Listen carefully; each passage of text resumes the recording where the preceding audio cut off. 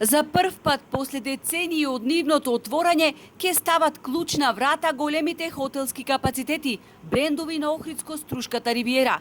Поради десеткратно повисоките сметки за струја кои ги добивале последниве месеци, хотелиерите безрезервно сите одлучиле од почетокот на месец ноември да ги затворат објектите. До кога не се знае. Нема друг излез, вели председателот на Хотам Крсте Блажевски. Со овие цени на струјата не можеме да издржиме.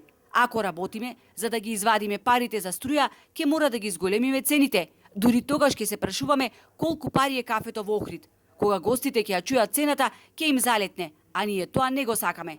Ни треба помош од државата, не за луксузирање, туку за опстанок, додава Блажевски. Мора да се поделат плати на вработените, а мора и да се подмират и деночните обврски кон државата. Значи и државата живее од тие даночни обврски, не е во интерес да затворат пола хотели на државата, секако. Значи, ако може да бидат тие помали фирми субвенционирани со 13 денари на киловат час, тогаш не гледам зошто во хотелиерството кое крвареше последниве 3 години не може да се даде нешто такво. Некои хотели добија за 400% повисоки сметки за струја. Тоа за жал не натера да ги затвориме хотелите, да заштедиме некој денар. Не чека долга зима, велат хотелиерите, иако на брзина некои поставија и фотоволтаици само колку да го ублажат енергетскиот удар. Јас до јуни, 1 јуни бев на отворен пазар, цените беа застрашувачки, како да ви кажам. Месец март имав цена 120 евра само по ноќевање. Колку би продавал јас хотелот соба? 500 евра? Тоа е абсурдно.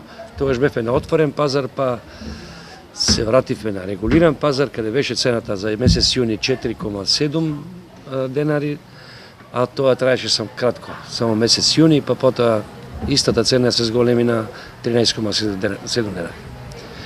И повторно е пал 300% повисоко од таа цена што беше претходно на регулиран пазар.